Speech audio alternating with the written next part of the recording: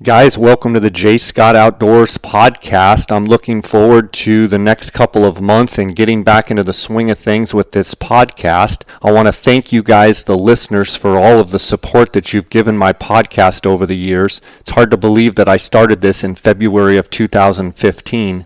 It's been a great journey, and I look forward to getting more information to you guys. I want to thank the sponsors of this podcast. I want to thank GoHunt.com and remind you guys that the Black Friday sale actually is starting early on November 12th. There's tons of great gear that's 60% off at the Go Hunt Gear Shop. Go to GoHunt.com. Also, remember, with this Black Friday sale, when you sign up for Insider, you're going to get $100 off to spend at the Go Hunt Gear Shop. That's just when you sign up for Insider. If you want the Explorer, you get $50 to spend in the Go Hunt Gear Shop. Go to GoHunt.com. Use the J. Scott promo code. Guys, I want to thank Go Hunt for their sponsorship. I want to thank you guys for supporting Go Hunt. They've been a loyal supporter of mine from the beginning, so go check them out. I also want to thank Coues.com. Coues is the ultralight hunting gear that I've been wearing since 2010. Great ultralight hunting gear. They've got 3 camo patterns from the Velo to the Verde to the Vias. They've got packs. They've got all sorts of great lightweight gear. Go to Coues.com to order. It's a direct-to-consumer website. You can go to Coues.com to order the gear there. I also want to thank Phonescope.com. Use the JScott23 promo code for a 10% discount. Phonescope is the digiscoping device that I use on my iPhone to capture some of the videos and photos that you see on my Instagram account. And then I'd also like to thank Lathrop & Sons and remind you that they're doing a Mountain Hunter boot giveaway and a custom Synergy footbed giveaway. All you have to do to enter is go to lathropsons.com, click on the link there to enter into the giveaway, and you can be entered into that drawing. Give James and Steven a call if you want to discuss and talk to them about their 3 boots. They basically have the Encompass, the Mountain Hunter, and the Elite boot, plus their custom Synergy footbeds. I've been wearing them now for over a year and just absolutely love their boots. There's 2 ways to get hold of them: boots at lathropsons.com, or you can call them directly. Call James, call Steven directly. They're 2 brothers. 618-544-8782. Guys, let's get right to these episodes. If you'd like to send me a message, you can go to my Instagram account, which is at jscottoutdoors. You can send me an email, jscottoutdoors@gmail.com. God bless, and thanks for your support. Got a couple questions here from Instagram followers. Want to dive into. We've got, in thick country, how long do you glass in one spot before moving? And for that, I mean, there's so many variables. Is it rut period? Is it January? Is it December? Is it October? Is it November? Let's take this basis of the question on your primary, what you would do in glassing in one spot before moving in thick country. Let's say October, November, December. Okay. To be honest with you, even into January, the way that I approach it's not going to be much different. So, and there's no magic number. You know, I can't say 20 minutes go, 45 minutes, then it's time to leave. There's no magic number. When I decide to pick up and leave is when I feel like I've seen all the deer on that hillside, or most of them. And that could be 10 minutes, that could be an hour and a half, that could be all day. It just depends on the deer activity and how thick it is. So, and if it's so thick that I got to stay there all day to see what's on it, I've got to have a pretty good feeling that there's a big buck on it for me to even begin to hunt that stuff that thick.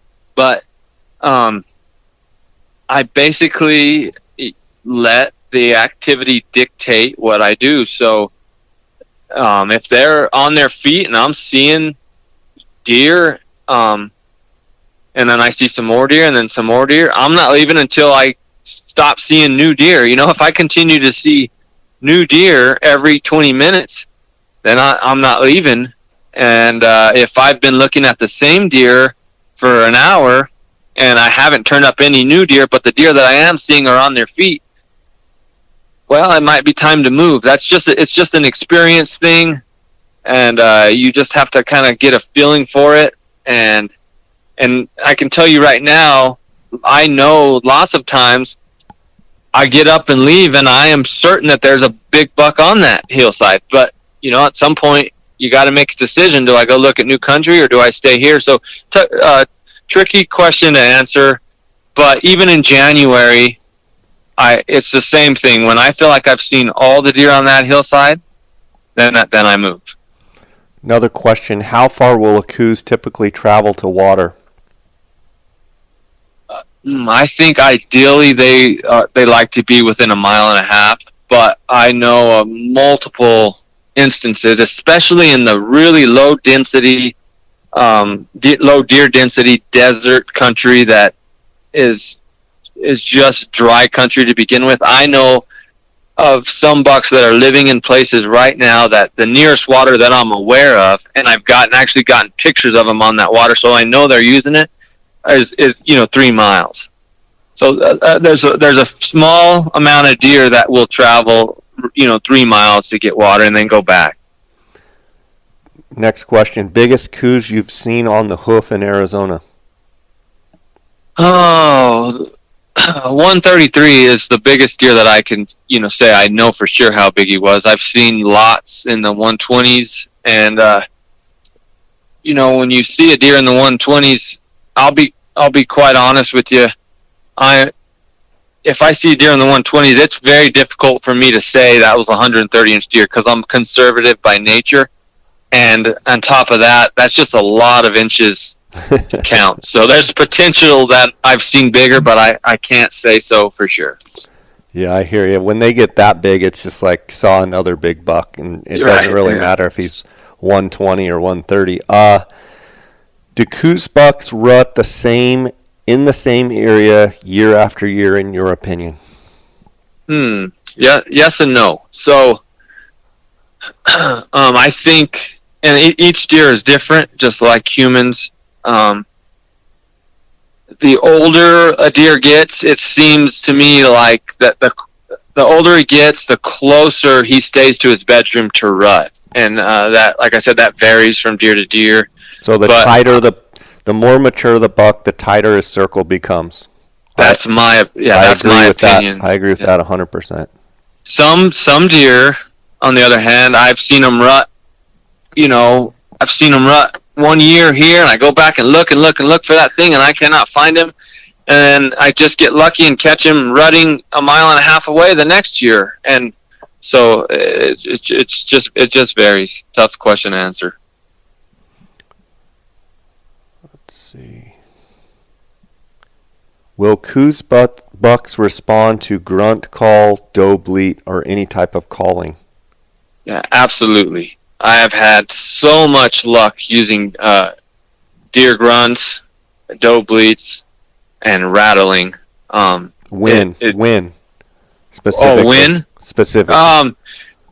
You're typically, every call works better at a different point in time. So I would say, like, if rattling works better during the pre-rut, like beginning of January, before bucks start to breed before bucks start to breed does, and they're cruising.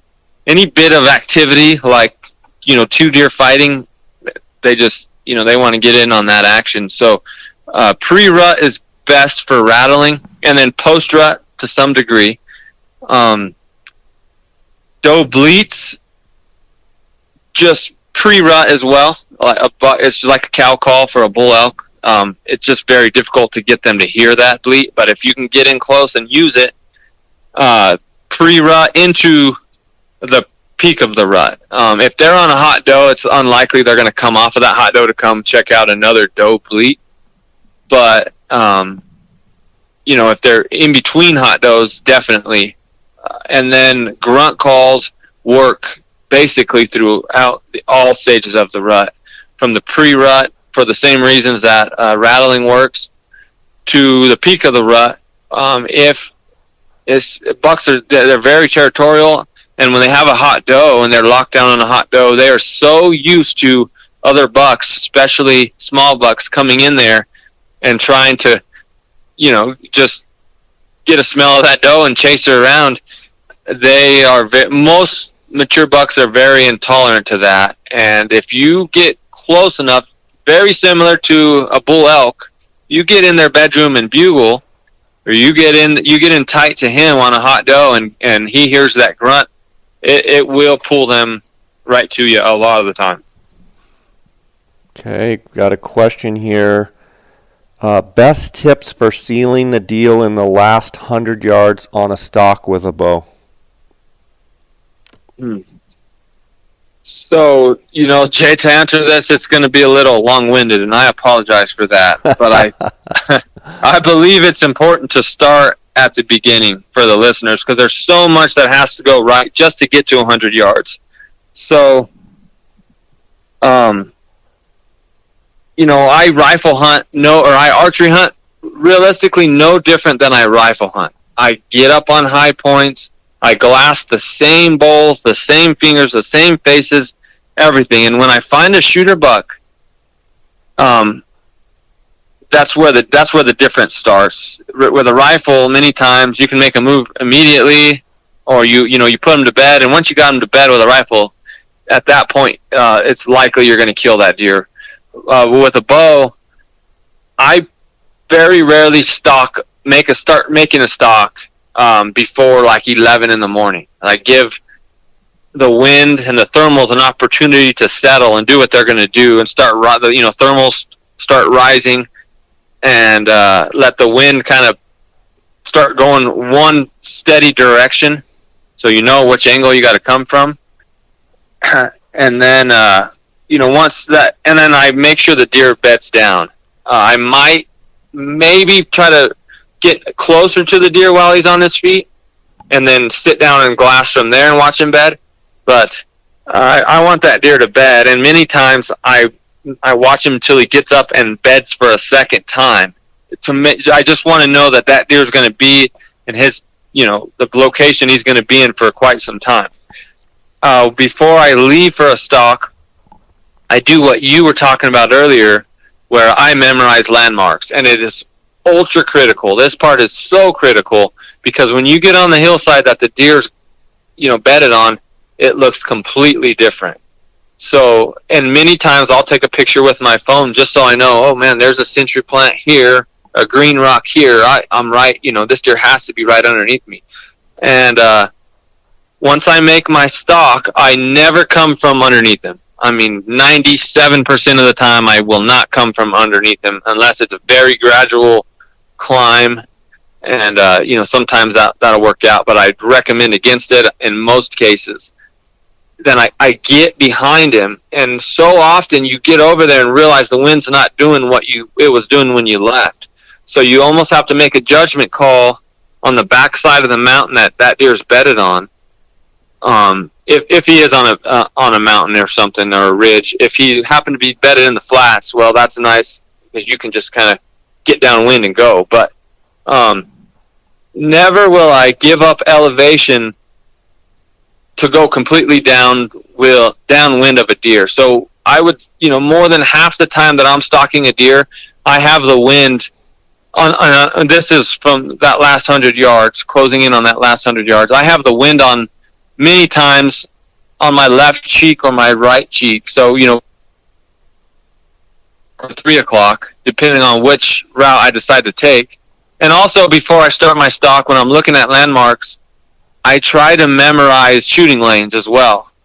And so it's very difficult to think of all that and then make an hour stalk, or two, sometimes it's 2 hours just to get in position, and keep all that in your brain. But it's super critical. And once you get over there and you decide what the wind's going to do, you pick many times you're coming up over a rise or a ridge from the south-facing slope over onto the north side, and you're coming kind of at an angle with not necessarily straight down to them, unless the wind is straight in your face. And at that point, I see a lot of people take their boots off. That's something that I choose not to do. because if that deer was to move, or maybe gets in a fight and there's a million things that could happen. I want to be able to stay mobile, so I leave my boots on. Once, and then now I'm kind of getting into probably answering the question that was originally asked, and that is closing that last 100 yards. So before I get to where even on the same hillside, I typically put on knee pads, and if I feel like I'm going to be visible to that deer at any point, I'm crawling. And it's always it always brings a lot of anxiety from the time you leave where you glass that deer up from to where you get onto his hillside, because you're concerned the entire time that he got up and he left.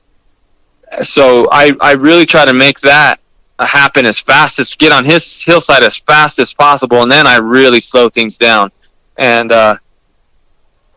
it's important to be super focused at this point, because this next, that last 100 yards can take hours.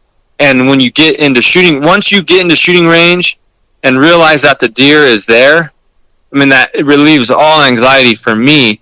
At that point, if I'm within, my effective range and I have a lane, I'll stop right there. I don't think it's necessary to get 20 yards from the deer just because he's still bedded. Granted, with the way that they like to lay down and the places they like to lay down, many times you have to get 30 or 40 yards from them just to have an angle on them. I would say, so I've killed 9 archery Coues deer in my life in Arizona, and I would say that 5 or 6 of them have been under 40 yards, and that's just the way the contour of the mountainsides. It makes you get that close to get a shot. So if once I get into range, I will stop, and I know the deer's there, I will stop, and I'll just sit there. And many times it is hours. So I recommend keeping a jacket on you, even if it's somewhat warm, because you don't want to get cold sitting there. And at that point, you just be patient and you wait. And there's so much more to it. It's such a complex it's just such a complex thing, and you have to be able to adapt and make choices at the last minute for it to work out. One thing I will say is that, especially if it's a target, just a really special deer, and you don't want to blow him out, if things aren't perfect and he's not in a position where you have a high probability of getting on him, just back out. That's what I recommend. I rambled on long enough there. I kind of lost track of where I was at. No, I think you're covering it great, the last 100 yards. I get that question a lot, people asking me, and what I see, the mistakes that I've made and the mistakes that I see people making are in that last 100 yards or so, and they get very impatient, and they've done all the preparation, they've done everything right, and then they get impatient and they move too fast. You almost have to, for lack of a better way to explain it, tell me your thoughts on this. You almost have, for one, you have to believe that the deer has not moved and he's in the exact same position. You have to believe it in your heart. You cannot go into it halfway. You have to believe that he's there, and you have to do everything right that he's there, and he can hear you if you make a mistake. Number 2, would you agree that if you almost treat it like if he hears you, if he sees you, pretend like you're sneaking up on someone, you're in war almost, and if he hears you or he sees you, he's going to shoot you. And if you go with that much intensity as far as trying to do everything right, instead of just blowing him out, you actually think if he sees me or smells me or hears me, he's going to shoot back. You're going to do things a lot differently. Tell me your thoughts on taking that much intensity and belief that I need to do everything right into the field, and how critical that is. Yeah, I'm glad you said all that, because it's spot on. One thing that I see many people, like especially people just starting out, is once they get into that 100-yard range, it's sometimes, I just know so many people who have been in this position. It's almost like they just they realize that it's going to be very difficult from here on out. It's going to be very time consuming. And they almost kind of hope that the deer will tolerate them getting to within shooting range. And they hope it works out. And you're 100% right. If you go into it with that amount of intensity, and you believe that, if they hear you, then that's the world's going to stop turning. That's really what it takes. It takes a totally different level mindset than most anything.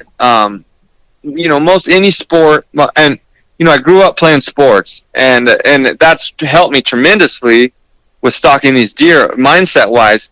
But it's like it's a different level of just getting your mind in the right place, and you really have to want it so bad that you're going to be willing to get stuck doing a half squat, and your legs are just burning and you're sweating, and that if you move a muscle at that point in time, because the wind had been gusting and it stopped, and you're standing on a branch that's about to break, it's going to be over. It's just super important to have that mindset. A few things that I left out that I feel are ultra critical is, and I know guys who do this. They get in that range, they get 150 yards, they're about to start rolling over onto where that deer is, and then they take their binoculars off and their jacket off to leave behind.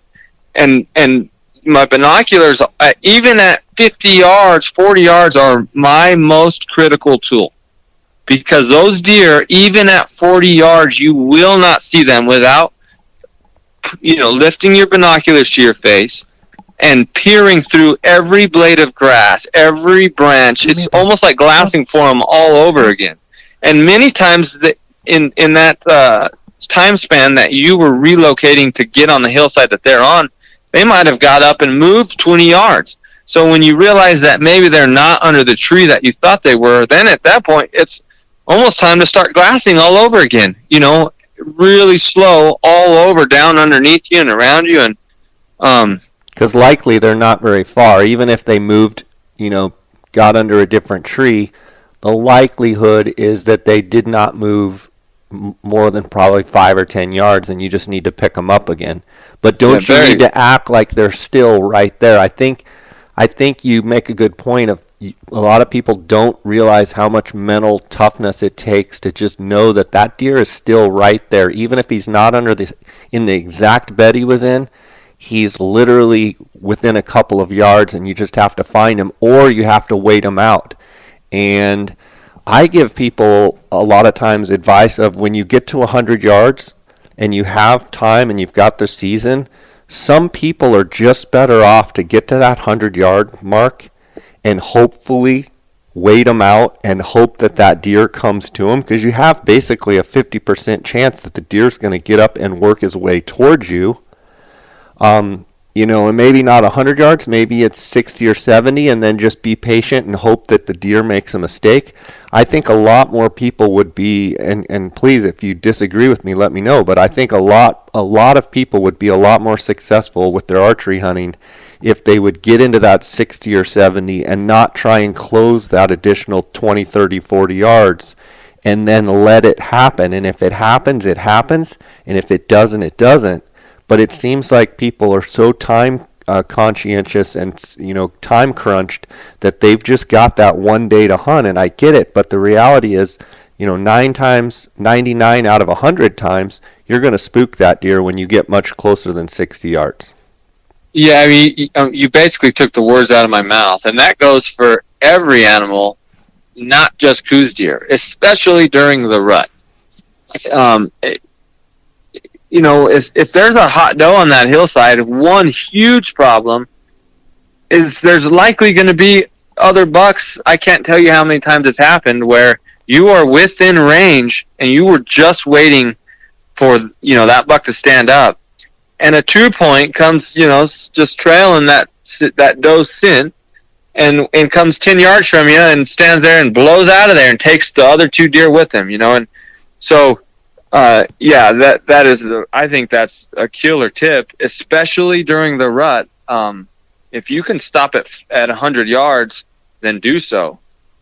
One problem is on steep hillsides, it's very difficult to do that because you don't know if you don't know where they're at a lot of time until you get within 60 yards of, oh wow, there's the tree. I thought I was much higher, much lower. So, great tip though. We've got several more questions here. I know we're a little bit limited on time. I've got one here. Explain north-facing slopes and how far you are glassing, trying to see eyes, ears, belly, antler tips, etc. I think you and I have talked about the north-facing slopes quite a bit in several of our podcasts. But that does bring up a question of how far do you typically, what is the magic number for you, out on that rocky point that you were talking, and obviously every situation is different, but if you could draw it up, how far would you want to be from that north-facing slope? We were 550 from that slope, and we just didn't have any other choice. I think anywhere from 500 to 1,200 yards is, I think those are realistic yardages. You're only going to be able to get as close as the mountains allow you to get. So I many times, especially if I'm hunting from, which is 90% of the time the way I do it, I'm hunting from the north going south. And I like to get up and look into as many north slopes as I can while, throughout the day headed south. So many times when you peek up and over a new one, you have no choice but to be 300 yards. And it just changes how fast you climb up and over into and get set up. And at that point, that's not ideal to be 300 or 400 yards, in my opinion, from one of those north slopes. I'd much rather be 700-800 yards just because I have that freedom to move around. But if you get in that position, you got to just quietly set up, and you got to be conscientious about your tripod noise and just everything. Your food wrappers, and because those deer can and will hear you, and you got to set up and just pick it apart. So 500 to 1,200 yards is probably ideal for me. I was just going to say that. I was thinking about that when you were talking. I think a lot of people that are new to Coues deer hunting don't understand that there's several kind of barriers or windows where, when you hunt antelope, you can get, 500 yards from them, and they'll just kind of stay out there in the wide open, but you start closing the gap and they all of a sudden don't like it. I would say about 600 yards, 550 to 600 yards and closer is where you can't clank tripod legs together. You cannot talk.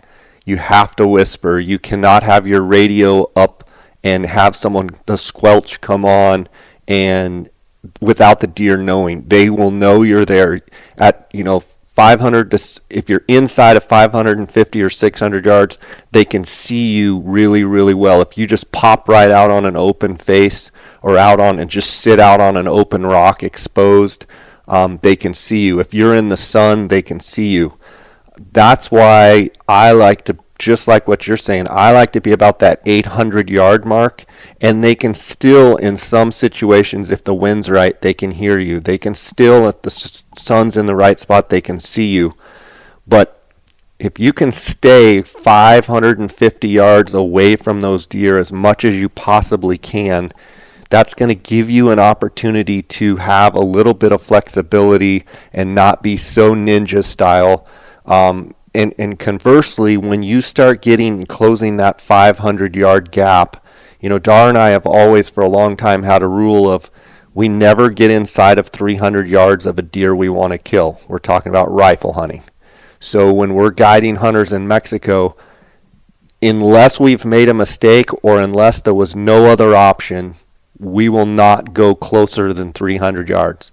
Because I've seen it so many times when you get closer than 300 yards, the deer end up figuring you out. They end up winding you. They end up seeing you. They end up smelling you. They end up hearing something and they're on alert. And then instead of them standing up out of their bed and they just kind of start feeding, they stand up and literally bolt. Or they stand up and immediately walk, and because they know you're there. So realize that these deer are very, very particular, and that you need that distance barrier to kind of have that cushion where they don't know you're there. And I think rifle hunters, they don't realize, and I shouldn't say rifle hunters, I think a lot of rifle hunters that I've seen don't realize how aware of their surroundings Coues deer are, and I think even more than a lot of different animals. It just seems like their head's on a swivel. They can see, they're locked on you. They can hear. Certainly, I've been sitting glassing on ridges on Arizona public land, and literally guys 800-900 yards away, I can hear them talking. Well, if I can hear them, the deer can dang sure hear them. So that would be some tips that I would give. Creed, want to finish with moving into the January season, the over-the-counter archery deer. For those listening in Arizona, it's archery deer. It's any deer, so you can shoot a mule deer or a Coues deer. Tips in general for people that are going to be archery deer hunting during the rut. Give me the couple-minute version as opposed to we could dive and talk for hours, but give me just some tips for those archery hunters.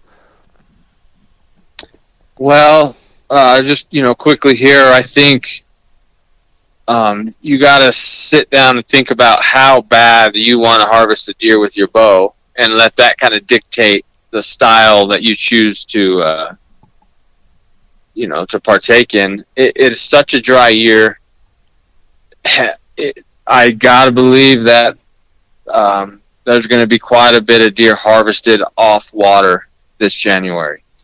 Even with the cold temperatures, the vegetation is dry, and the deer they're just not getting what they would normally get out of the vegetation, moisture-wise. So I think they're going to be watering a little more often. Don't be afraid to utilize calls, especially in the pre-rut. Yeah, that goes for mule deer as well. I do believe that everybody that intends to hunt in January, mule deer are going to be in for a treat, at least in this region, because I do believe the rut it's trending towards being a week later than normal. So here, where normally a lot of those does would be getting bred here in the next few days, the big bucks aren't even on them yet. So it's looking like that first to second week in January is going to be the ticket. So if you got a little bit of time, you got to pick some days to hunt, and you want to hunt mule deer, I would consider hunting that first and second week. Coues deer, if they follow the same trend, there's no way to really know, but middle of the month to the third, in potentially even the fourth week of the month, might be your better days. And just, I think we talked about mindset. You really want to shoot a deer with your bow, you need to kind of almost have that monk-like mindset, just laser focus, and you really got to want it, and give it everything you got. Awesome, buddy. Thanks for coming on and sharing with us today. The listeners love hearing your strategies and your tactics. Congratulations on that deer with your friend. What is your own plan coming up for the new season and the new year in 2021? As far as, will you be archery hunting quite a bit for deer? Yeah, Jay. So that's probably the last time you'll ever have to ask me that question, because the answer is always going to be the same. And that's yes. If you're alive and you're kicking, you're going to be hunting archery deer in January. Right. So it looks like this year, most of my the time off that I'm going to have is in the back half of the month. So most of my focus, like every year, will be on Coues deer, and if the right mule deer makes an appearance, maybe he better watch out, because I'll probably send an arrow over his back and scare him. But yeah, I'll definitely be out there, and I'll be giving it heck, and I'm searching for Coues deer, archery Coues deer number 10, and pretty much committed to making sure that's the biggest one yet. So yeah. Awesome, buddy. Well,